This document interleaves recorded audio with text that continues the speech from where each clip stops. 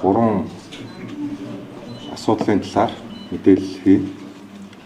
За гол агуулга бол миний бие 2025 оны 9 сарын 24-ний өдөр НТВ телевизэд 5.5 нэвтрүүлэгт оролцох үеэрээ Улсын их хурлын дарга Амар Баясгалан, Монгол Улсын ерөнхий сайдсан Тусан намсраа оюун эрдэнэ, түүний ах Баатар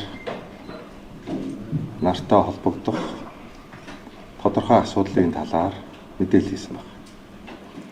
За энэ хийх мэдээллийн үеэрээ зарим асуудлуудыг ярьсан байна. Тухайлбал Улсын их хурлын дарга Амар Баясгалан руу нэр андуурч Эрдэнэс 5 толгой компани захирлаар ажиллаж байсан ган ухыг мессеж бичиж байсан бөгөөд энэ гэрчийн хамгаалтанд авах тухай асуудал ирсэн. За мөн Адмирал гэх компани холбоотой асуудлаар Улсын их хурлын дарга Амар Баясгалан орчны бохирдлыг бууруулах үндэсний хорооны даргаар ажиллаж байх үедээ энэтэй холбогдох хурлын протокол шийдвэрүүд устгагдсан тухай асуудлыг ярьсан. За Монгол Улсын ерөнхий сайдсан оюун эрдэнэ түүний ах Хэро Баатар нарын 50% өмчлөлтэй Хэро Entertainment компани зүгээс гэргээ тааврын 14-15 давтартай холбоотой хууль бус өөрийн эзэмшилд шилжүүлсэн байж олзошгүй үйл баримтын тухай ярьсан байна. За миний бие одоогоос 17 хоногийн өмнө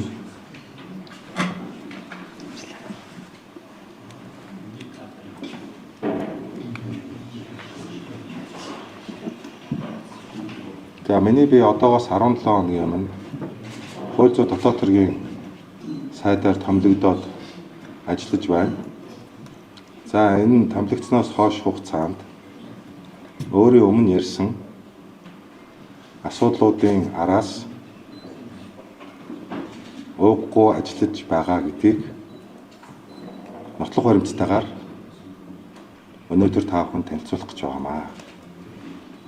За юуны урд Улсын их хурлын дарга Амар Баясгалан холбогдох гэмтэргийн шинжтэй асуудлыг 3 зүйл ангаар Монгол Улсын прокурорын байгууллагаас яллах дүгнэлт үлдэж яллагдагчаар давтсан бөгөөд Амар Баясгалан яллах тогтоохтойгоо танилцаж гарын үсэг зурсан гэсэн мэдээлэл авагдсан байна. За одоо би танилцуулах тоолоо.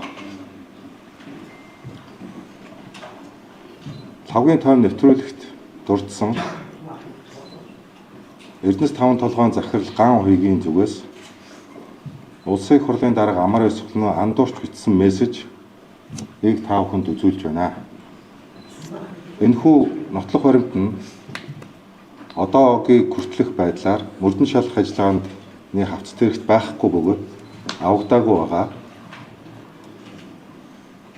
Энэ баримтыг энэ хэвлэлийн хурлын дараа миний бие хууль хяналтын байгууллагад нотлох баримтын бүрдэл хангаж хүлээлгэж өгнө гэдгийг хэлье. 99.11.07.76 дугаартай Эрдэнэс 5 толгой компани захирал ган ухигийн зүгээс тухайн үед Амар Баясгалан дарга руу андуурч бичсэн мессежүүд байна. За энд бол олон асуудлууд байна. Одоо чиний барьц хүчээ хадгалж үлдэж чадна. Над руу энэ компанийг сүрүүлэхгүйгээр захиалах талбарч явуулж байгаа гэдгийг би чам зөндөө хэлсэн. Чи үл тоолсоор ирсэн. Эсвэл таны хүч хүрэхгүй байгаа гэж ойлгох уу?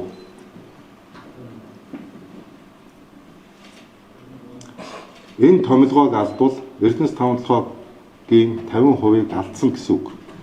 Юу нь том төсөл, том хөрөнгө, том ирээдүй. Нөө шүү дарга. Миний найз би чиний төлөө заа гэж хэлээд яг үздэгч байгаа. хэлсэн үг бүрийг чинь тушаал мэт хүлээ авч хатуу биелүүлж хүлээсэн үүргээ нэр төртөгөөр бахалтаар биелүүлсэнийг бүгд мэднэ. За тааш нь.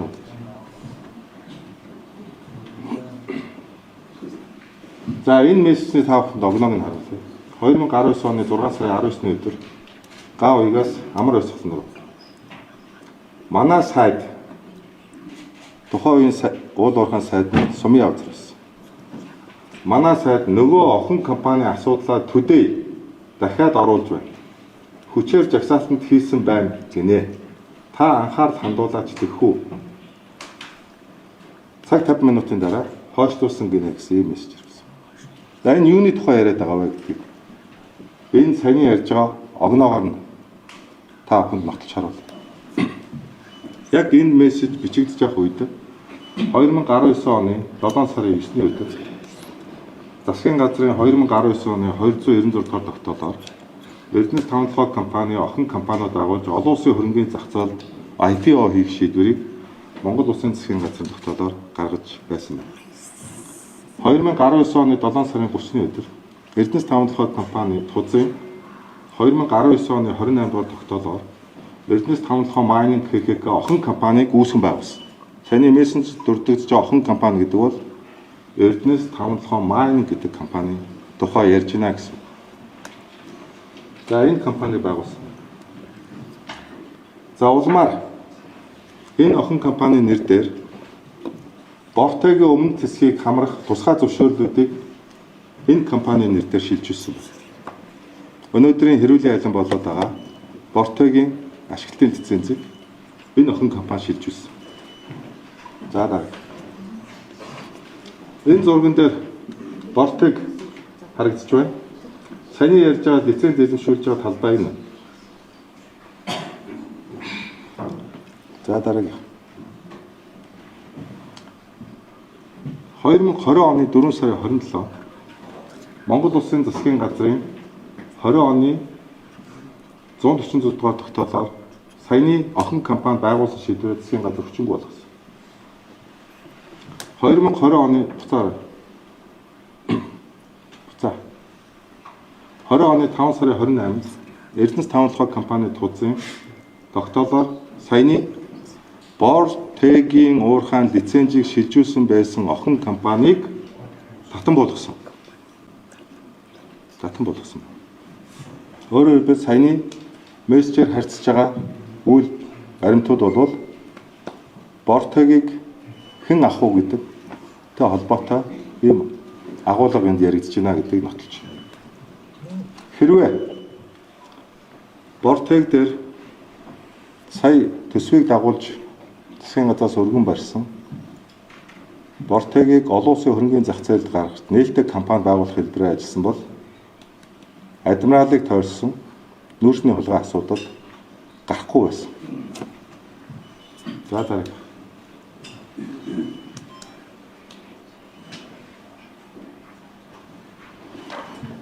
За одоо Бортег охин компаниг цуцлаад Эрдэнэс тавталгай 100% мэдэлд шилжүүлсний дараа 20 оны 10 сарын 15-нд Бортегийн нөөцийг ил уурхайн аргаар ашиглах тэзүү хүртэлцсэн.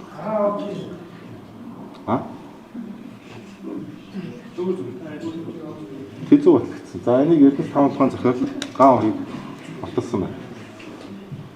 За улмаар 21 оны 2 сарын 9-нд Бортег уурхайн гэрээд орлогчийг сонгож шалгуулахаар төлөвлөгөө баталсан.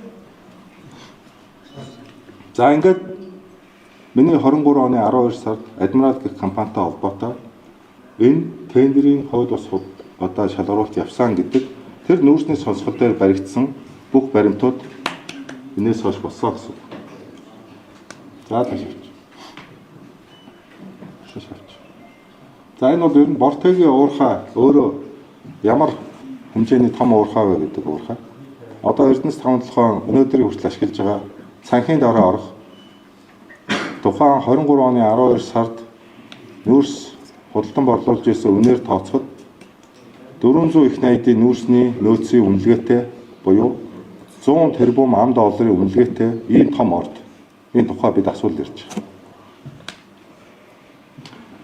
За одоо саяны мессеж Саяны IPO Бортегийг IPO гарах асуудал байгуулад дараа нь буцаж цуцлаад тэгээд гэрээт олборлагчийг сонгон шалруулах тендертэй холбоотой цаг хугацааны хаанлыг энд та бүхэнд үзүүлсэн байна. 19 оны 7 сарын 9-нд уг нь Бортег дээр IPO гарах гэсэн. Олон улсын хөрөнгөний зах зээлд нээлттэй компани гавд олон улсаас хөрөнгө татчихсан. Улмаар 20 он 5 сард татан богдсон. Хэн буулгасан байх нь? Хэний ашиглалтыг хөндсөн учраас олдсон байх нь? 20 оны 10 сард Бортегийг тэзүү гүйтсэн. Худалдаа авах ажлыг 21 оны 3 сарын 19-нд байгуулад 3 сарын 21-нд цуцсан. Адмирал компани 21 оны 7 сарын 2-нд байгуулагдсан. Адмирал компани байгуулагдсанаас хойш худалдаа авах ажиллагааны 2 дахь худалдаа авалт үргэлжилсэн. За одоо та бүхэнд энэ өдрийг аягүй сайн хараад аваарай. 21 оны 10 сарын 4-нд Адмирал компани нь үүсгэн байгуулагч нь 2 хятад компани байна. 2 хятад компани. Guizhou Longzhou Trading, Russian Global Group гэдэг 2 компани. Адмирал компани Бортегийн нүүрсний тендерт орохоос өмнө Эрдэнэс County компани Адмиралын байгуулсан 2 компанитай нүүрс худалдаа авах гэрээ байгуулсан. Нүүрс худалдаа. За ингэж явж байгаад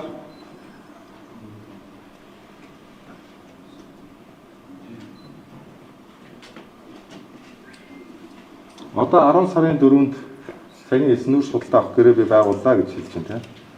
Одоо энд би нэг бичлэг үзүүлэх гээд байна. Энэ дараагийнх нь юу нэр арчдаг. За энэ бол саяны яриад байгаа нүүрс худалдаа авах гэрээ гэж хэлж байна. Орчны бохирдлыг бууруулах хооронд тогтоолох.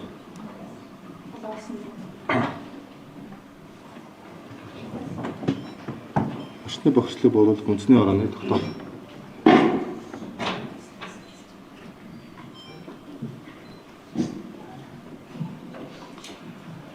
За би хамгийн том нэвтрүүлэгтээ Улсын их хурлын дарга Амар Баясгалангийн засгийн газар хэрэглэхийн сайд орчны бохирдлыг бууруулах үндэсний орооны даргаар ажиллаж байх үедээ удирдсан хурлын протокол олдохгүй байгаа тохиол ирсэн. Энийг 3 удаагийн Улсын их хурлын төр хороо шаардаад олдоогүй. Хууль хяналтын байгууллага шалгаад олдоогүй. Гэхдээ би энэ протокол надад байгаа гэж хэлсэн. За энийг би их сурвалжаа нууцлаад их хуваар нь цаасан болон аудио хэлбэрээр болсон. Цаасан болон аудио хэлбэр. За энэ баримтыг би хууль хяналтын байгууллагад мөн нотлохоор хэлээд гэж өгнө. За энэ хурал дээр аудио энэ ажиллах бол аудио. За тэгвэл аудио сонсох. Одоо энэ 10 сарын 4-ний 10 сарын 10 гэсэн сая 2 огног тавах аюулсаа анзаараарай гэж байна.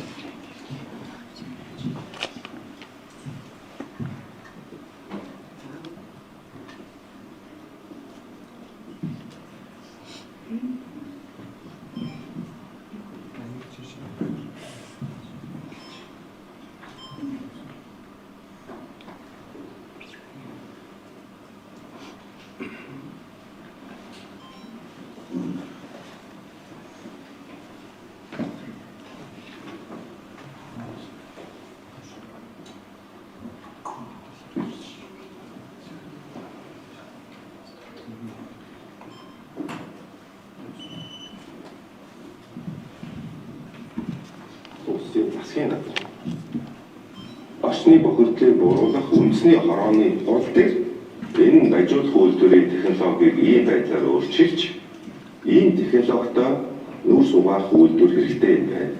Байгуулах хэрэгтэй юм байна. Энэ одоо орж ирэх туршилтын нүүрсийг бүгд хятад улсын одоо компаниас Монгол улс руу оруулж ирэх гэдэг асуудлууд яригдсан. Орчны бохирдлыг бууруулах үндэсний хороо Амар Баясгалангийн дагуулж ирсэн тэр хороон дээр энэ нүүрсийг оруулж ирэх гэсэн тэр 2 хятадын компани нь Адмиралын үүсгэн байгуулалт компани байсан. тухайн үед орчны бохирдлыг бууруулах үндэсний хорооны дагаар 2022 оны 10 сараас 11 сарын дунд хугацаанд би 45 хоног орчны хугацаанд би үлдээсэн. Яагаад тэгэхээр самбар хариуцсан сайд барихгүй байсан учраас надад хэрэг хэвлэхийн даргын хөв төр тавьчихсан. Тэр үедээ одоо та бүхэн би протоколыг юмсан хэвлэлээр бичиж миний ганцхан удаа зарагдаад уулзсан бүртийн протоколыг тавьсан авч үзье. Тэр протокол дээр ямар нэгэн байдлаар адмирал гэдэг юм уу ямар нэгэн байдлаар өөрсдөө холбоотой асуудлуудыг би шийдвэрлсэн зүйл тогтоос байхгүй юм. Үнэндээ хариуцлагатай юм. За хэмжээний хэрэгжилтийг хандахаар эрдэнэс тавталгаа хөвцөл компани болон бүгд найрамдлаар дагуулсан Хонконг хэнж хэвлэханы хооронд ETT 22-518 дугаартай арилжааны нэрийг 22 оны 7 дугаар сарын 8-ны өдөр байгуулж бүтээгдэхүүн солилцох нөхцөлийг бүрдүүлсэн байна.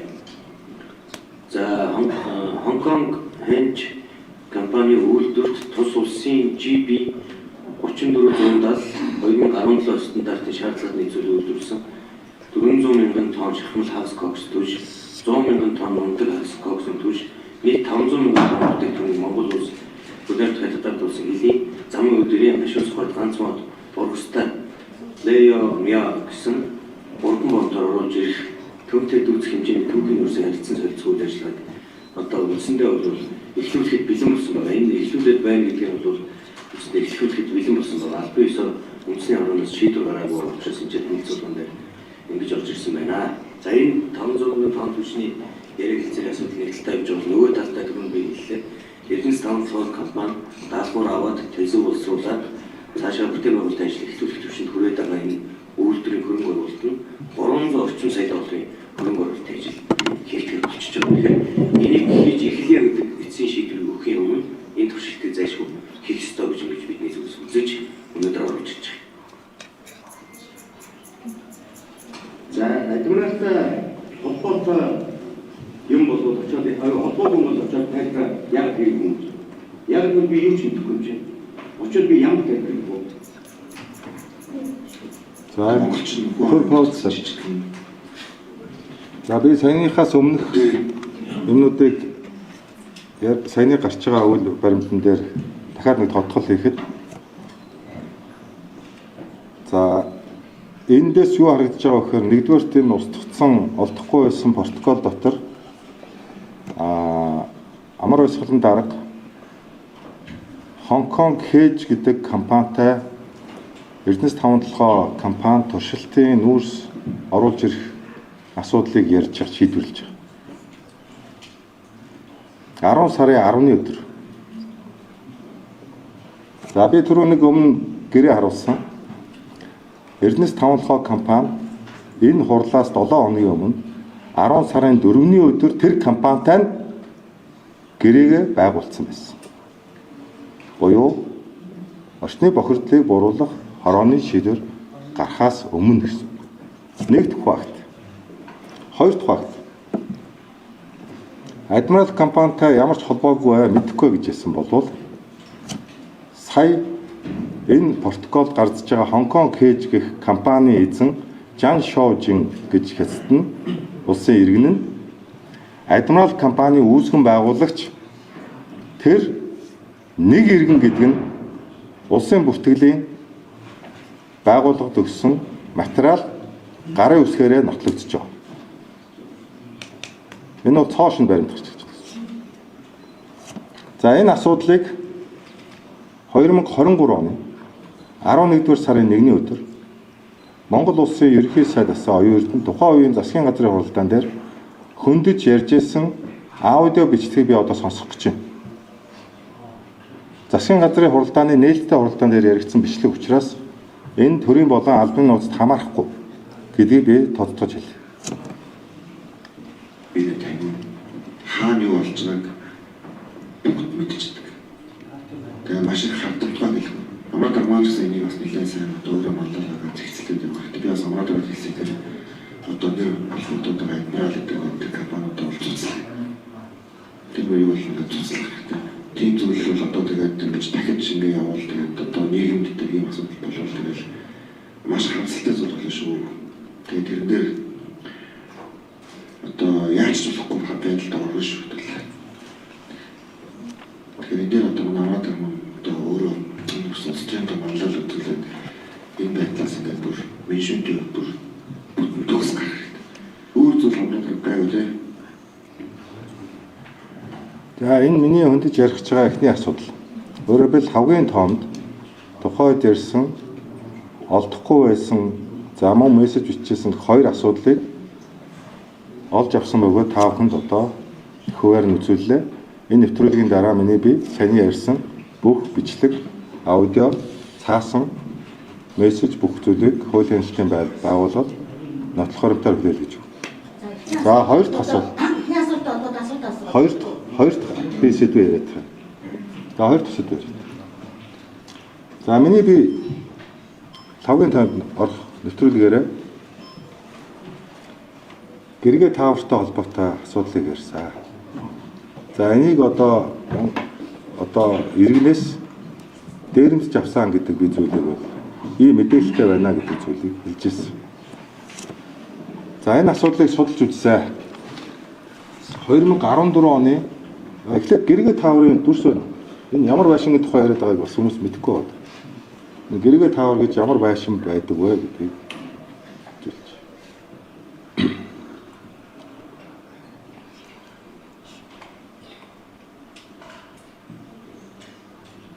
За энэ Баянгол зочдвол энэ.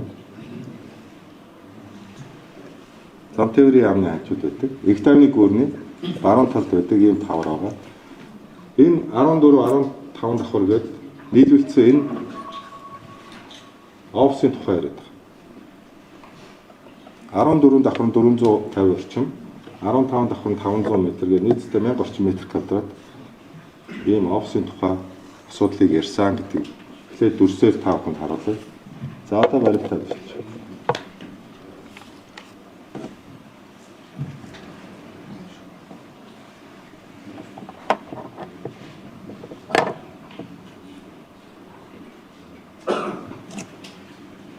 За энэ Сүхбаатар дүүрэг 1-р хороо 5-р хороолд байршилтай 7359 м квадрат өгөх ийм одоо офисын зориулалттай барилга юм байна.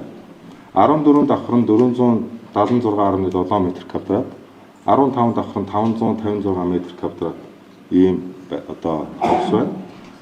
За энэ 14 давхрын Герман стандарт компани, 15 давхрын Герман стандарт компани одоо өөрөө бүртгүүлэхээр 2014 оны 6 сарын 20-нд улсын бүртгэлийн байгууллагад хандж байжээ. За энэ бол одоо офисын хэмжээ зааг байна.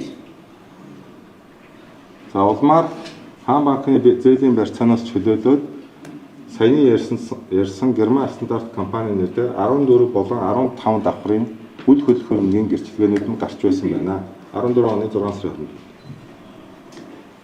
За Герман стандарт компани болон Hero Entertainment Group 2017 оны 11-р сарын 22-ны өдөр худалдаа авах гэрээний дагуу 15 давхрын 556 м квадрат талбайг гэрээ байгуулж худалджээ. Тухайн үед метр квадратыг 680 мянган төгрөгөөр үнэлж, нийтдээ 378 сая 80 мянган төгрөгөөр худалдаа авах гэрээг байгуулж байсан байна. За 18 оны 10 сарын 4-өөс 12-ны хооронд энэ офисыг Hero Entertainment 15 давхрыг нь Hero Entertainment компани нэрээр шилжүүлсэн байна. Улмаар Hero Entertainment компани нэрээр 18 оны 10 сарын 12-ны өдөр 15 давхранд шилжсэн байна.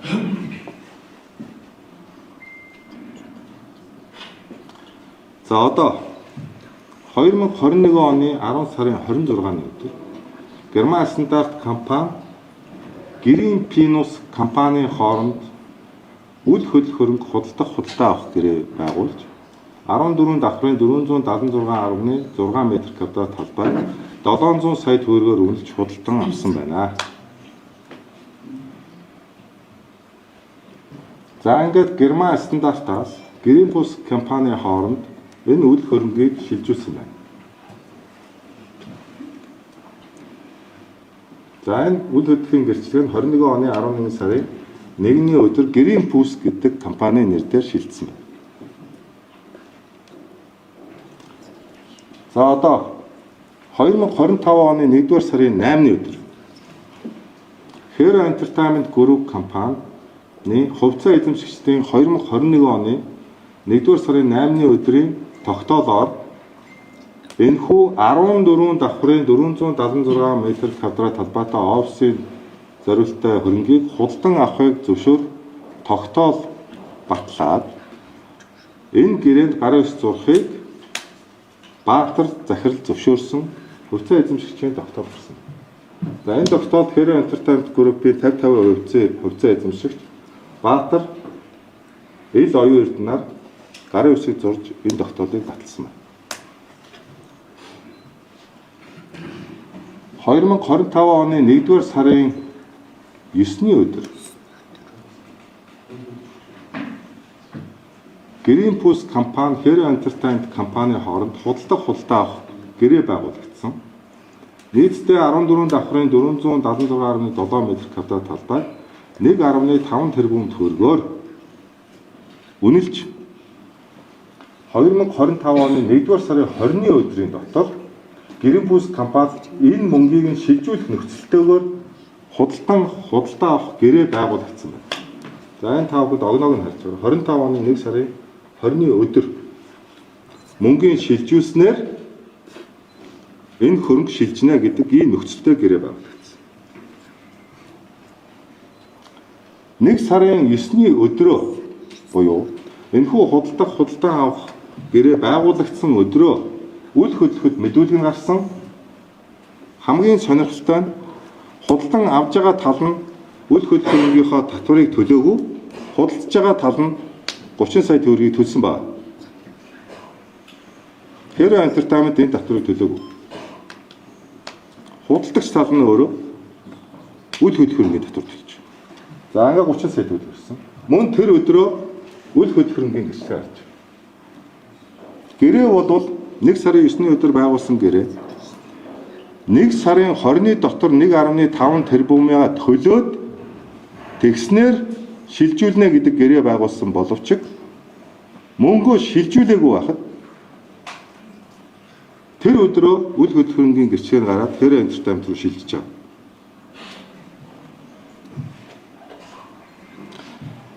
За энд миний хүндсэн гол асуудал гарч ирнэ. Өөрөөр хэлбэл энэ 14 давхартай холбоотой офисыг 3 сая төгрөгөөр метр квадратын үнэлсэн байна. Саяны ярьж байгаа хотын төвийн А зэрэглэлийн ийм өндөр үнэтэй офисыг метр квадрат нь 3 сая.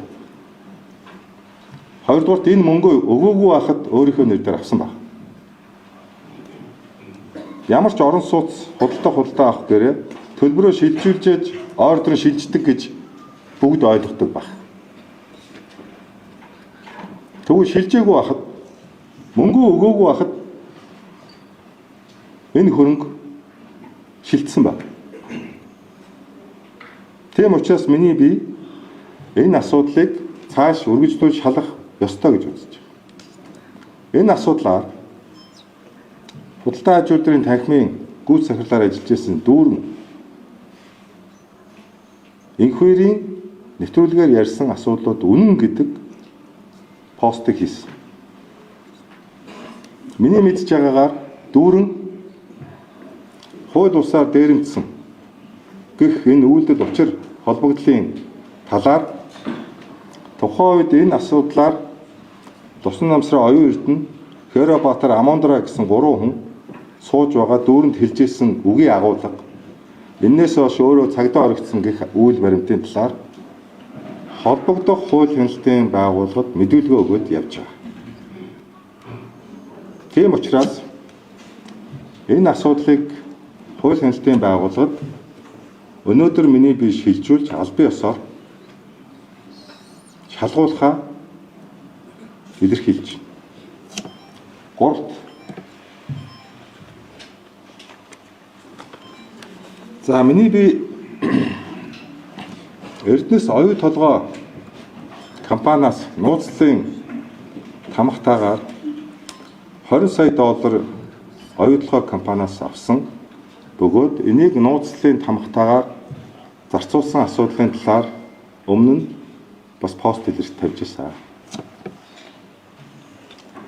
Монгол Улсын засгийн газраас 2025 оны 9 сарын 24-ний өдөр энэ яг миний лавгийн тоймд нэвтрүүлэлт ордог өдөр. Энэ өдөр хууль зөрчин албаны нууцд хамааруулсан бүх зөвлөх үйлчлэгээний гэрээнүүд тэдгээртэй холбоотой материалыг 2025 оны 9 сарын 24-ний өдрийн дотор ил болох арга хэмжээ авахыг хууль зүйн дотоод хэргийн яам Эрдэнэс оюутлогын компанид үүрэг болгосон засгийн газрын шийдвэр гарсан. Засгийн газрын хэрэглэх газарт тагнуулын ерхий газраас 2025 оны 9 сарын 26-ны өдөр хууль хүчин төгөлдөр мөрдөж эхэлснээс хойш хугацаанд төрийн өмчөд хуулийн этгээд, төрийн өмчийн оролцоотой хуулийн этгээдээс албаны нууцд хамаарах мэдээллийн жагсаалтыг боловсруулж тагнуулын байгууллагаас санал авч баталж байгаагүй болно. Нэр бүхий төрийн өмчөд хуулийн этгээд нь үйл ажиллагаандаа нууцын дарцаар тэмдэглэсэн байна. Энэ нь албаны нууцд хамаарахгүй буюу байгууллагын нууцын тухай хууль заасныг дагуу нууцлсан мэдээлэлд хэрэглэж байгаа нь албаны нууцд хамаарахгүй мэдээлэл текст хэрэглэхийг хориглоно гэж заасныг зөрчиж байна. Албаны нууц мэдээлэл хэрэглэх дардас тэмдэглэгийг хэрэглэж анхааралтай авна гэсэн бичиг ирсэн. Өөрөөр хэлбэл энэ анхнаасаа нууц биш байсан гэдгийг тагнуулын байгууллага энд үүлдээр баталсан. За энэ мөн Эрдэнэс оюу толгой бол Эрдэнэс Монгол компани охин компани. Эрдэнэс Монгол компани гүйц захирлын 2024 оны 9 сарын 9-ний өдрийн байгууллагын нууцд хамааруулах мэдээллийн жагсаалтын хавцалт нь саяны яригдсан нууцын тамгатай мэдээллүүд багхгүй байна. Өөрөөр хэлбэл анхнаасаа нууцын тамга дарагдах эсгүй нээлттэй мэдээлэл байсныг хууль зөрчиж нууцад авсан байна гэдэг баримт нь энэ байна.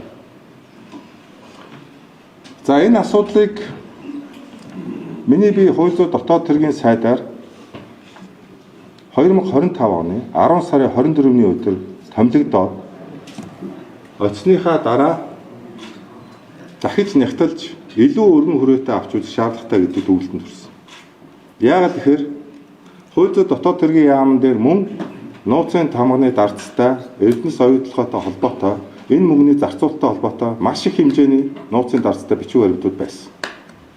Тийм учраас энэ асуудлыг хууль зүйн сайд 2025 оны 11 сарын 4-ний өдөр хууль тогтоомжийн дагуу ажлын хэсэг байгуулад энэ нууцын дардстай материалууд дээр дүн шинжилгээх ажлын хэсгийг байгуулсан. Дүгнэлт гарсан. Хууль зүйн сайдаас 11 сарын 4-ний өдөртөө тагнуулын ерөнхий газарт 130 хуудас нууцын дардстай энэ материалуудыг дүн шинжилгээ хийж ил болгох талаар санал дүгнэлт гаргаачаа гэж тагнуулын байгууллагад хандсан. Тагнуулын байгууллагаас 2025 оны 11 сарын 7-ны өдөр саяны ярьсан материалуудыг нууцаас ил гаргахыг дэмжиж байна гэсэн бичиг ирсэн. 7-ны өдөр. За одоо энэ огног хараарай. Нууцын журмын дагуу нууцлсан байгууллага нь нууцаас ил гарах саяны тагнуулын байгууллагын дүгнэлтийг үсчээд нууцаас ил гарах шийдвэр байна. 2025 оны 11-р сарын 11-ний өдөр буюу өчигдөр засгийн газрын хэрэглэхийн сайд болон хууль зүйн дотоод хэргийн сайд нарын хамтарсан тушаалаар нийтдээ хавцалтанд зурдсан сая Эрдэнэс оюу толгойтой холбоотой хууль зүйн дотоод хэргийн яам болон засгийн газрын хэрэглэх газар дээр байсан бүх албан бичиг хурлын шийдвэрүүдийг нууцаас гаргах шийдвэр гарсан. Дөнгөж өчигдөр гэсэн хамгийн сүүл. Тийм учраас өнөөдөр би та бүхэнд энэ асуудлыг нээлттэйгээр ил танилцуулах хууль зүйн боломжоор бүрдсэн ийм учиртай. За энэ дүгнэлтүүд нь байна. Саний ярьж байгаа. За энэ ер нь ямар асуудал болсон юм бэ гэдгийг та бүхэнд эхнээс нь танилцуулъя. 2021 оны 11-р сарын 10-ны өдөр засгийн газрын хуралдааны тэмдэглэлд 2 гадаадын хөрөнгө оруулагч талтай үр дүнтэй хэлцээр хийхэд шаарддаг зөвлөх үйлчилгээний зардлыг санхүүжүүлэх зорилгоор Эрдэнэс оюу толгой компани эх оны төсөвт холбогдох санхүүжилтийн хүүсвэрийг тооцсон тусгуулах харамж авахыг Эрдэнэс оюу толгой компани захирал Цэрэнбатар даалгаж шийдвэрлсэн байна.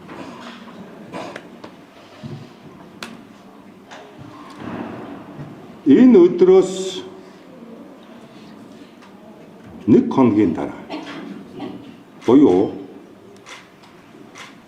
саяны яриад байгаа 20 сая долларыг оюу толгой компани Монголын засгийн газарт өгөх шийдвэр гаргахаас 1 өдрийн өмнө Монголын засгийн газар 20 сая долларыг яаж зарцуулах вэ гэдэг шийдвэр гаргацсан байсан гэсэн. Засгийн газар зарцуулах шийдвэр гаргасны маргааш нь оюу толгой компани туз Монголын засгийн газар 20 сая долларыг 4 жилийн хугацаанд жил болгон 5 сая долларыг төслийн хяналтын чиг үүргийг гүйцэтгэхэд гарсан төлбөр зардлыг хянах гэсэн ийм зориулцтайгаар өгье гэдэг тузын шийдвэр гарсан. Энэ нууцын хамаггүй ил мэдээлэл. За энэ 20 сая долларыг нийтдээ 11 багц гэрээгээр зарцуулсан байна. За энэ 11 багц гэрээг багцаж та бүхэн танилцуулга хэлбэрээр харуулж байна. Жишээлбэл 21 оны 10 сарын 1-ээс 22 оны 10 сарын 31 гэсэн 13 сарын хугацаанд энэ гадаадын иргэдтэй нэг өдрийн ажлын өрсөн 5.500 фунт, сар 55 мянган фунт, бонус нь 3 сая доллар гэж. Бонус нь. Ийм гэрээ бол ерөөсөө мэдэхгүй байна. Юуны бонус юм? За мөн бонусын төлбөрийн 15% хүртэл тэнцэх хэмжээний урамшууллыг захиалагч өөрийн үзмжээр олгож болно. Дахиад гэрээнд байгаа анхаарал татж байгаа залтууд энэ байна. Ричард Боули гэж иргэнтэй өдрийн 2200 фунт, сарын 33 мянган фунт. Дахиад бонус нь 3 сая доллар. Дахиад бонусын төлбөрийн 15% тэнцэх хэмжээний урамшууллыг захиалагч өөрийн үзмжээр олгож байна. За ийм гэрээнүүдийг байгуулсан. За энэ гэрээнүүдийг урьдчилсан байдлаар хийж үзсэн. Хууль зүйн сайд болоод энэ гэрээнүүдээр урьдчилсан байдлаар дүгнэлт хийж үзсэн. За тэрийг харъя. За энэ дотор зөвхөн олон нийт юм Атикус гэж нэг компани тухай ярьж байна. Атикус гэж компанитай 2022 оны 3 сарын 21-ээс 23 оны 3 сарын 21 өдрийн хүртэл хугацаанд 12 хугацаатай гэрээ байгуулсан. Эхний 6 сар 500 мянга. Үүнээс 305 мянган ам доллар нь халааснаас гарах шууд зардал гэдэг нэртэйгээр pocket money.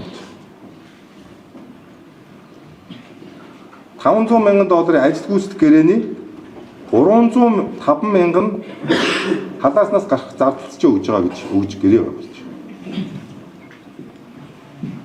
Дахиад 23 оны 1 сарын 1-ээс 23 оны 7 сарын 1, 6 сарын хугацаатай 500 мянган доллар.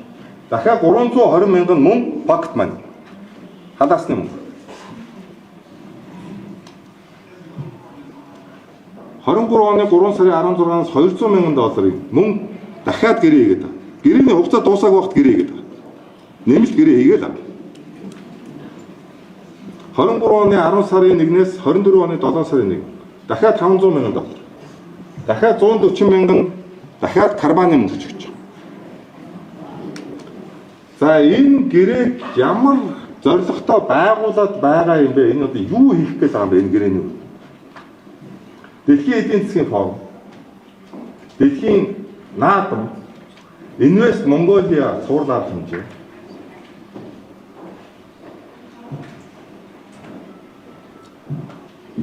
Оюу толгой олон улсын нэр хүндийг нэмэгдүүлнэ. Монгол улсыг дэлхийд дахинд арчлал хууль дээдлэх зарчим, сайн засаглалын шилдэг дурсгалыг хэрэгжүүлдэг талаар сутачлана. хэвлийн албаны дэмжлэг сэтгүүлчтэй харилцсан. Эрдэнэс оюутлогыг олон улсад сурталчилна. Маш ерөнхий нөхцөлтэй гэрээ гэж хэлэхэд хэцүү бичиг баримт үлдгэсэн байна. Яагаад гэрээ гэж хэлэхэд хэцүү бичиг баримт гэж хэлээд байгаа вэхээр хоёр талд харилцан зурлалцсан, санал солилцсон гэрээний нөхцлүүд тэр байтугай гарын үсэг. Гүйц захирлын гарын үсэг мөн үү гэдэг нь эргэлзээтэйгэд өртсөн байдлаар дүгнэж байна. Нийтдээ Атикус гэж саяны одоо 20 сая долларын зарцуулалтаас 2000 за би энэ оног дахиж төгсгөлд дахиад яар. Та бүхнийг сайн татаад аваа. 2021 оны 10 сарын 1-ээс 22 оны 10 сарын 31-ний хооронд Маурис Стаффи гэж хүнтэй 715 мянган фунт стерлинг төлсөн. Ричард Боули гэж зөвлөлтөд 429 мянган фунт стерлингийн гэрээс. Энэ огноог нь бол 21 оны 10 сараас 22 оны 10 сар жилийн хугацаатай гэрээ шүү. Өөрөөр хэлбэл 1.3 сая фунт стерлингийн гэрээ хийсэн. За тааш. Саяны ярьж байгаа Атикус гэж компанитай 22 оны 3 сарын 21-ээс 23 оны 10 сарын 1 хугацаанд 4 удаагийн гэрээгээр 1.1 сая 760 сая ам долларын гэрээ хийсэн. За энэ бол гэрээ нь байна. Атикустай хийсэн гэрээнүүд байна. За энэ гэрээн дээр анхаарал татж байгаа юм нь юу байна вэ гэхээр энэ 6 гэрээнд талуудын эрх үр бүргийн хувь тэнцвэр байхгүй. Зөвлөхөд давуу эрх болсон.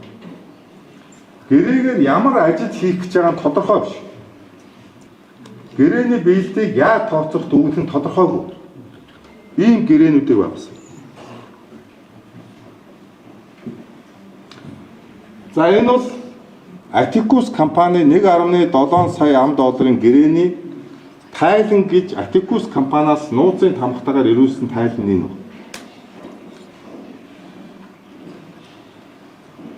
За энд гэрээний тайлангаас авч үзэхэд Монгол улсын эрх зүйн байдлыг дордуулсан төрийн үйл ажиллагааны нэгдмэл байдал сөргөөр нөлөөлөхөд эрсдэл бүхий гэрээнүүд болжээ гэж урьдсан байдлаар дүгнэлтэрсэн байна. 4 удаагийн тайланд Монгол хаан жүжигийг олон улсад сурталчилсан гэдэг тайлан ирүүлсэн энэ компани. Хэрвээ энэ компани энэ жүжигийн олон улсад сурталчилгааг энэ Атикус компани саяны хийсэн Эрдэнэс оюутлогоос санхүүжсэн мөнгөөр хийсэн болов ерөнхий сайд оюурд нь өөрийн эзэмшлийн хамаарал бүхий ашиг сонирхол нэгтэй компанид санхүүжүүлсэн ийм сонирхлын зөрчилд орно мөн төсвийн хөрөнгийг зориулсаар зарцуулсан үйлдэл үйл баримт нотлогдсон гэсэн. Энэ тайлангаас авч үзэхэд ерөнхий сайдын гадаад айлчлалуудыг зохион байгуулсан гэдэг тайлан ирээд байгаа. Тэр байтугай Англи улсад бүртгэлтэй гэх хоёр хүний эзэмшилтэй гэх энэ компани Монгол улсын ерөнхий сайд, Монгол улсын ерөнхийлөгч, Монгол улсын гадаад хэргийн сайд, Монгол улсын соёлын сайд энэ гадаад айлчлалыг зохион байгуулсан. Хэлэх үгийг нь бэлдсэн. Википедийг нь янзалж өгсөн гэдэг ийм тайлбар ирсэн. Монгол улсын үндэсний аюулгүй байдлын зөвлөлийн гишүүдийн гадаад айлчлал түүний хөтөлбөр ярианы сэдв улсын маш нууцын зэрэгэлт байдаг. Үндэсний аюулгүй байдлын зөвлөлийн гишүүдийн гадаад айлчлалыг зөвхөн Монгол улсын гадаад хэргийн яам зохион байгуулдаг. Монгол улсын гадаад хэргийн яам ийм компанийг мэдэхгүй бөгөөд ийм компанитай хамтарч ажиллаж байгаагүй гэдгээ нотолж мэдгэл гаргасан.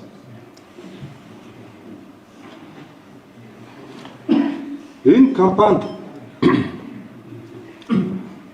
анхны шатны баримтаар нотлогдохгүй, юунд зарцуулагдах нь тодорхой бус өндөр хэмжээний дүнгийн авч үзэхэд саяны 1.7 сая ам долларын 765 мянган ам доллар нь халааснаас гарах зардал гэдэг ийм гэрээ байна. Гэрээний тогтмол төлөгдөх төлбөрийн бүцэд оруулж шилжүүлсэн. Нэг ажлын гүйцэтгэлд 2 ижил гэрээг шууд хамааралтай этгээдүүдтэй байгуулж давхар төлбөрийн үүргийг бий болгосон асуудал өрчсөн байдлаар тогтоогдсон.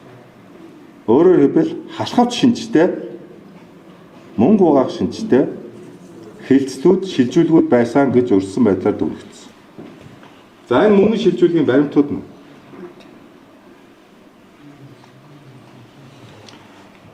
Монгол улсын гадаад хэргийн сайдын эрхлэх асуудлын хүрээнд Монгол улсын гадаад сурчлагаа хамаардаг.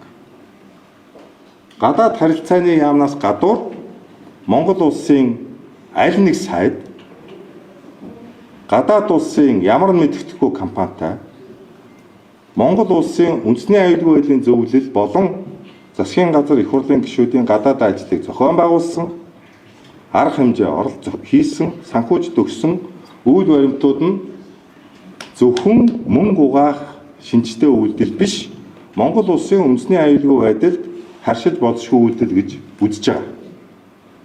Тийм ч учраас энэтэй холбоотой асуудал нь ганцхан албан тушаалын гэх хэрэгээр авилгатай тэмцэх байгууллагууд биш, мөрдөн шалах чиг үүрэг өгөхөд тусгай албадын хамтын ажиллагааны хүрээнд цаашид шалгадах асуудал үйл баримт байна гэж өртсөн байдлаар үзэж байна.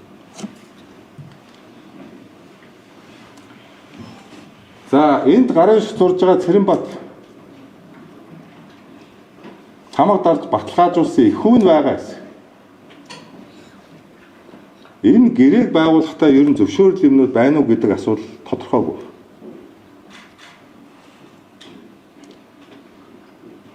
За тааш.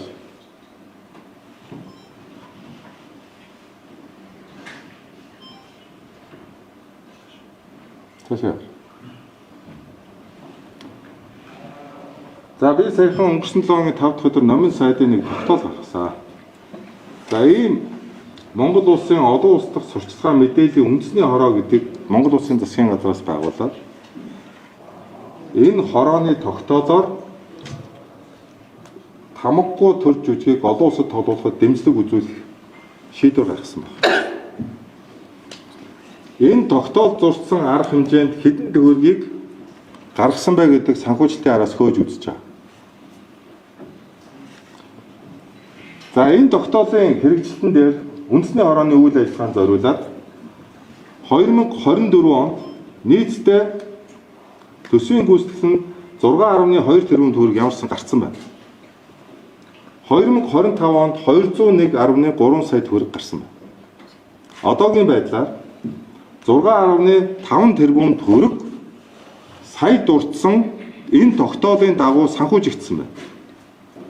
Энэ санхүүжилтийг нэг бүрчлэн хуулийн хяналтын байгууллагаар шалгуулах хүсэлтийг өнөөдөр миний бие өгөх гэж байна. За одоо би түрүү ярьсан яагаад энэ асуудлыг одоо хууль зүйн дотоод хэргийн яамн дээр болон засгийн газрын хэрэглэх газар дээр байгаа нууцын таамагтай их олон бичиг баримтууд олдлоо гэж. Тийм учраас үргэлжлүүлж шалгах ёстой өргөн цар хүрээтэй асуудал болж хувирсан байна гэдгийг нотолж хэлсэн байна. За өчигдөр тушаал гаргаж ил болсон үйл баримтаар 2025 оны 5 сарын 22-ны засгийн газрын хуралдааны тэмдэглэл энэ огноогийн 5 хүн сараар 24 оны 5 сарын 20. Засгийн газрын хэрэглэх газрын дарга амар өсөлтөнд дарга энэ асуудлыг хаалттай оролдоонд танилцуулсан. За энэ танилцуулга гэсэн тэмдэглэл байна. За тааш. За энэ хурлын протокол байна. Өчигдөр ил болсон хурлын протокол. За энэ холбоотой асуудлыг хэрэглэхийн сайд танилцуулаад энэ асуудлыг хариуцсан ажлын хэсгийн ахлагч хууль зүйн дэд сайд Солонгоо хариулж байгаа. Тухайлбал амар өсөлтөнд дараа асууж байна. Солонгоо сайдаа эн чинь одоо засгаар шууд ингэ шийдвэр гаргахад тагнуулын байгууллагаас тодорхой дүгнэлт гарсан уу? Тагнуулын байгууллагаас 2 дүгнэлт гарсан. Бид нар бас гарсан дүгнэлтийг нь авахар өгсөн. Өчигдөр баг гарчихсан гэж хэлж байсан. Ер нь бол тагнуулаас анх бичиг авч энэ гэрээг байгуулж байсан. Тэрнээс хойш гэрээг сунх асуудалд ямар нэг татгалзах зүйлгүй Монгол улсын эрх ашиг нийцж байна гэсэн бичгийг тагнуулын эрхийн газраас 2 удаа өгчихсөн байгаа. За зааш. За тэгэхээр одоо яаж байгаа юм бэ? Танилцуулгаар орж байгаа шүү дээ. Тэмдэглэлээр өгөөд явж болох ажил юм уу? Тогтоол гаргахгүй.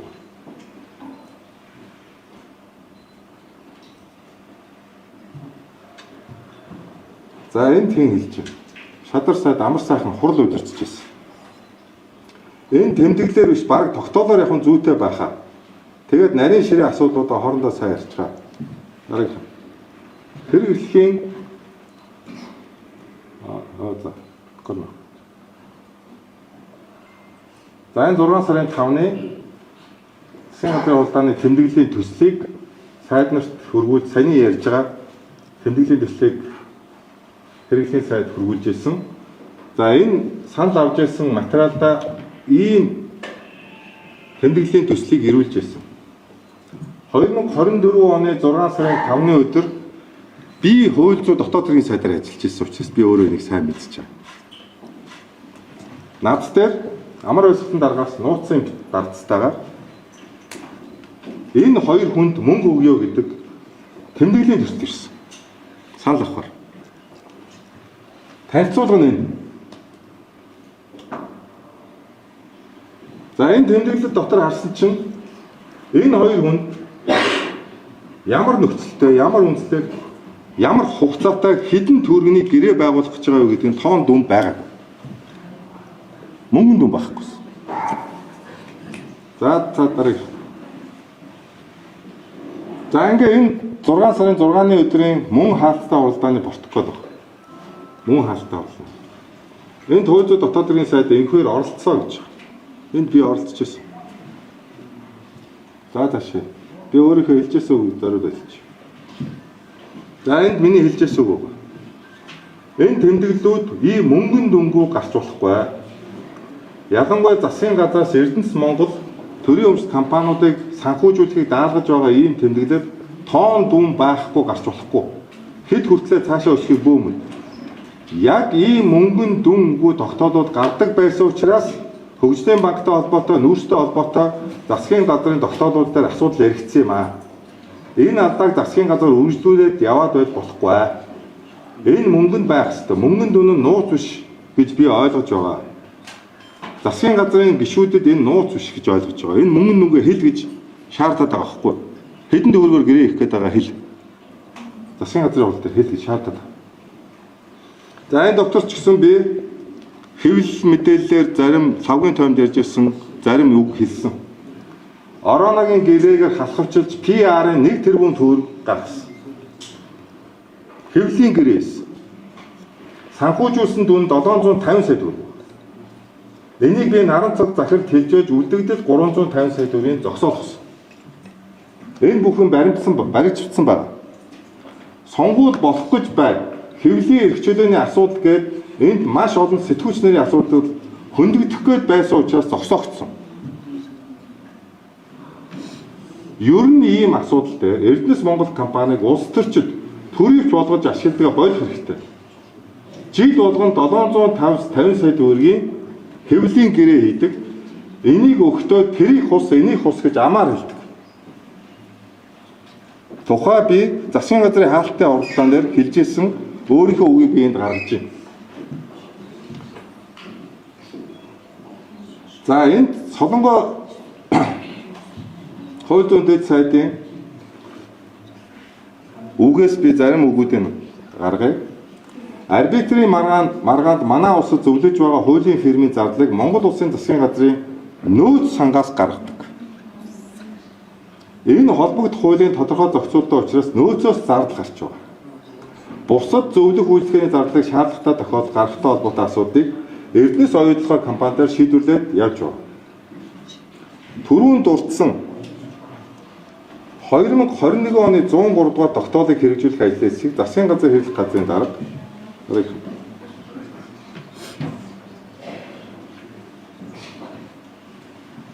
Монгол улсын сайд амар өсөлтөд ахалж байна. Бидний хувьд бол амар өсөлтөнд сайдад энэ асуудлыг танилцуулаад амар өсөлтөнд сайдаас ажлын хэсгийг ахлагчаад оруулж ирж байгаа. За одоо төлбөрийн дүн яригдж байгаа. Та нар энэ огноог хараарай. 24 оны 6 сарын 6 сонгуулийн үеэр Төлбөрийн хувьд бол 13 сарын хугацаатай гэрээ байгуулж байгаа. 13 сарын хугацаатай гэрээ байгуулалтаа холбогдох тайлан сар бүр ирүүлнэ. Гэрээ сонгогдох нөхцөл гэрээнд байхгүй. Сар болгон 2 зөвлөхөд төлөх төлбөр нь сарын төлбөртэй байгаа. Нэг зөвлөх нь сарын 55,000 фунт, Марус Дафиг 55,000 фунт, Ричард Боули сарын 40,000 фунт стерлингийн төлбөр авахар байгаа. Тэгэхээр нийтдээ 13 сараар үзүүлэхэд 1.2 сая фунт стерлингийн нийт зардалтай гэрээ байгуулах гэж байгаамаа гэж 2024 оны 6 сарын 6 засгийн газар танилцуулж байгаа.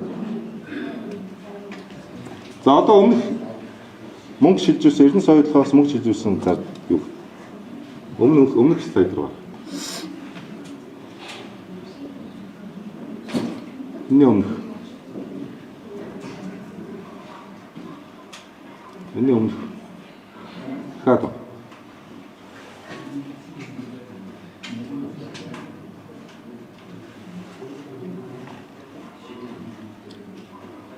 Шоо. За энэ.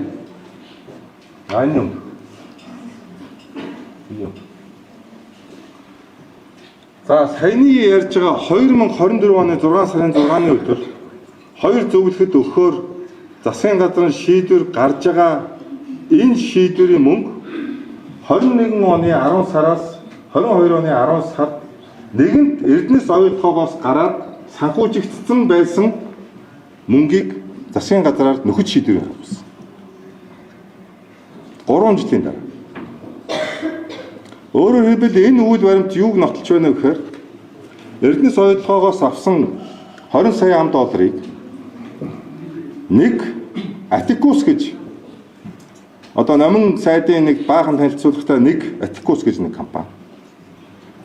За мөн зөвлөх үйлчлэгээ нэртэй энэ хоёр иргэнтэй байгуулсан 1.3 сая ам доллар. Тухайн үеийн засгийн газрын хуралдаанаар юм уу ямар нэгэн шийдвэргүйгээр гарч ирсэн байна. Яагаад 24 оны 6 сард энэ асуудлуудыг Монгол Улсын засгийн газраар яаран сандран сонгуул болж байхад нөхөж гаргасан бэ гэхээр хууль зөрчсөн асуудлууд нь сонгуулийн дараа ил болох болохгүй. Энэ араасаа асуудал үүсэхий гэдэг агуулгаар нэгэнт 3 жилийн өмнө гарцсан байсан энэ их мөнгүүдийг гаргах шийдвэрийг 3 жилийн дараа Монгол Улсын засгийн газраар нөхөж тэмдэглэл гаргасан. Гэдэг нь энэ нотлох баримтуудаар нотлох гэж байна. Тийм ч учраас энэ 3 багц асуудлыг хууль хяналтын байгууллагууд миний хувьд өнөөдөр шилжүүлж саяны нотлох баримтуудын хамт хүлээлгэж өгөх гэж байгаа та бүхэнд дуулаач.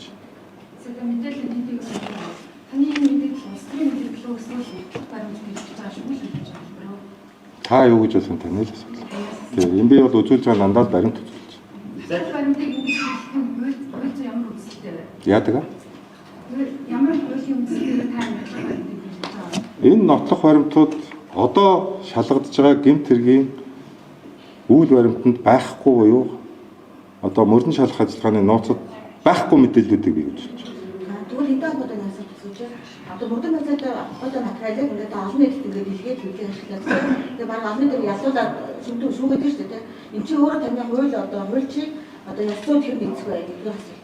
Хоёрдугаар нь түрүүний таны гаргасан баримтуудаас харж байгаа тэр гамын хуцаад мөн байсан л да мессеж байгаа те. Гэтэл нөгөө нэг хүний талийнх нь одоо утаснаас толгой хардахгүй л магадгүй хөрсөв ч юм уу оюутан жоохон хүмүүс харахгүй шүү тийм ээ. Тэр юм хоёр асуулт байна. Дараагийн асуудлыг би яагаад хариулсан дараа та асуух. Тэгэхээр нөгөө түрүүний утасны мессеж руугаа баримтаа гараад үзүүлээд байгаа. За би нэвтрүүлэх торох үеэр ган уягийн амар баясгалан гэдэг дарга руу андуураад Монгол Ардын намын улс төрийн ажилтан амар баясгалан гэдэг хүн рүү мессеж явуулсан, тухай мэдээлсэн. Мэдээж энэ мессеж тэр андуурагдсан хүнд л байсан байж таар. Тэр хүнд. Тэгэхээр адилхан нэртэй амар баясгалангаас л өөр хэн нэгнээс биш. Тэгэхээр энэ үйл баримтууд хууль хяналтын байгууллагууд нотлох баримттайгаар одоо өгөгдөж авагдана гэсэн. Таасаа юу бортыг тухай ярьсан. Та хүмүүсийн сонсгол дээр бортыг одоо чавцсан сайд бортыг 14 хүний Америк доллар авсан. их мэдлийн давуу талаа ашиглаад гэж хэлж ирсэн. Жавхлан сайд гэж ашиглах юм уу? Тэгээд таны одоо энэ нүүрсний тэмцэл одоо амар эсэлтэй тэмцэл юм уу? Нүүрс нь одоо нэг тэмцэл юм уу? Өдний одоо өвдөд дээр нөө тухайгийн асуудлыг та шалгаж байгаа юу? Бомтегийн тэр нөгөө адмиралтай холбоотой дөрөв дүншлэг байгаа шүү дээ. Тэрний чинь нэг одоо компаниас Жавхлан сайтай холбоотой гэдэг мэдээлэл байдаг шүү дээ. Тэгэхээр та одоо нүүрсний улгаа гэж байгаа бас нэг зорилтыг нэгдэн өндөө чиглүүлэх биш. Одоо хамтран засгийн газарт байгаа Жавхлан сайтаас давхар шалгахгүй. Бомтег гэж бол бүгдээ нэг л орж шүү дээ. Тэр ор дээр орж байгаа дөрөв дүншлэгтэй холбоотой бусад гурван компанийн яагаад ярихгүй зөвхөн адмирал гэж яриад байгаа юм байна. 2 жилийн турш би нэг ярьж байгаа. Та бүхэн бол тэрийг нь ярьлаа, энийг нь яриа гэж үргэлж гомцдог. Жишээлбэл та өөр хүнийг ярингууд баярлдаг. Өөрийн эзнээ ярингууд харамсдаг. Тийм байхгүй. Тухайд бол бод гэдэг компани МСС-ийг ярихад баярлал, МСС нь бодийг ярихад баярлал. Би хөгжлийн банкны сонсголын үеэр МСС гэдэг компанид Асан Вилла гэдэг одоо төсөлтэй холбоотойгоор зарцуулалтыг нь хөндөж ярьж байсан. Тухайн үеийн захирлуудын одоо сошиал хуудсандаа пост оруулж ирсэн. Намайг хөгжлийн банк нүүрсний хулгай өөр бусад асуудал хөндөх гэж үзэх болгонд гөлөг төөрүүлэх ийм операц.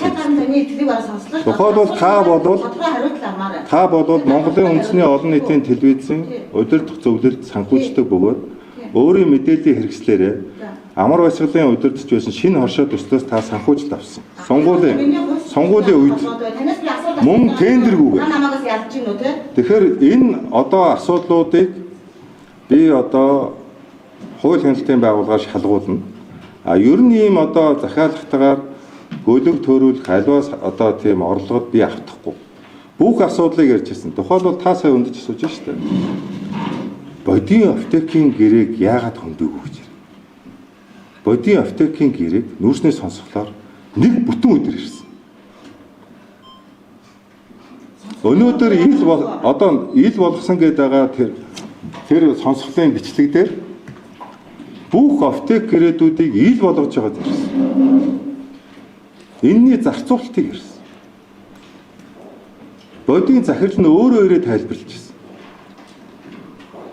Тэр байтугай би тухайн үед нүүрсний сонсголыг удирдах байхдаа нэг зүйлийг хэлж ирсэн. Надад дахиад 1 сарын хугацаа байсан бол би бодийн аптекийн мөнгөний зарцуулалтыг дан суухаараа шалгах байсан юм аа. Надад ийм хугацаа олцсонгүй. Тэр байтугай бод гэж компани чинь тэр аптек гэрээнийхээ эхүүсвэрийн зарцуулалтыг түр ороонд ирүүлэхгүйсэн. Би 3 удаа шаардлага хүргэсэн. Сонсголын аптек гэрээг тэр ярьсан урд шөнийн 11 цагт хууль зүйн дотоод хэргийн яамны бичиг хэрэг дээр 10 авдар санхүүгийн гүйлгээний баримт гэж авчирч өгсөн. Бид нарыг өглөө 9 цаг хүртэл үзэж амжихгүй байх гэж цаг хугацаагаар шахаж зориуд гэжсэн. Гэхдээ бид аруулаа шүнжин унтахгүйгээр өглөө бол тэрийг үзээд тэр санхүүжилтийн бичиг баримтын дотор нь бичиг баримтыг хуурамчаар засварсан. Дүнг өөрчилсөн. Санхүүгийн баримт байгааг тэр сонсгол дээр илчилж ярьж ирсэн. Тэгэхээр одоо надаас энийг ярьсангүй. Тэрийг ярихаар энийг яар. Тэрийг ярихаар энийг яар гэдэг асуултыг дахиж битгий асуу.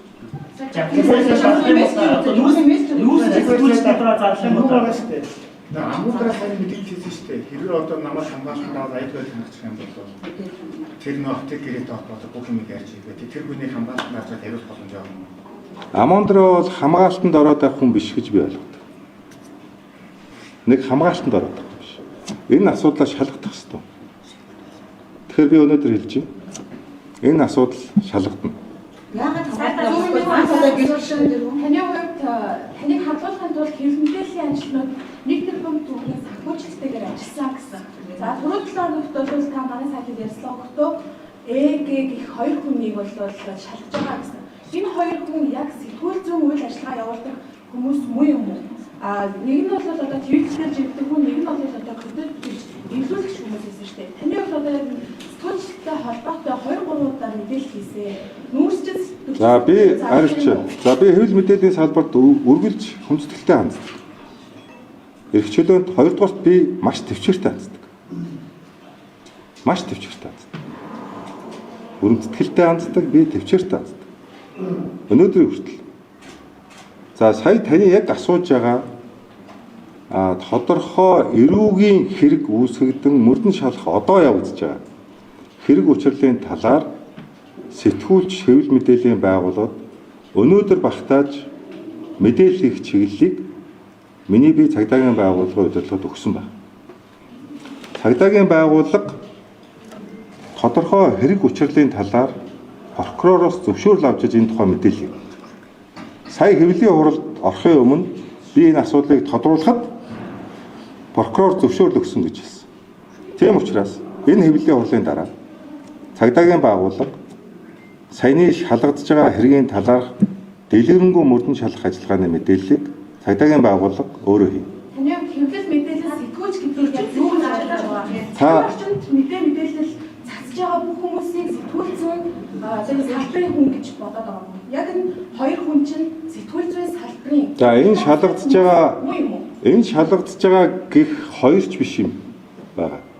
Би бол Хэро Баатар гэж хэлсэн шүү.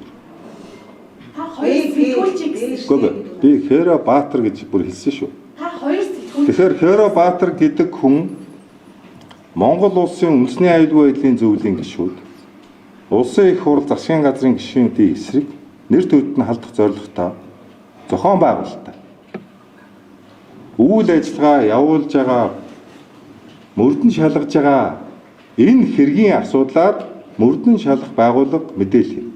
Прокурорын байгууллагын зөвшөөрөл авсан гэж надад хэлсэн. Тийм учраас энэ яг тодорхой гин шалгагдж байгаа хэргийн талаар мөрдөн шалгах байгууллагаас дэлгэрэнгүй мэдээлэл.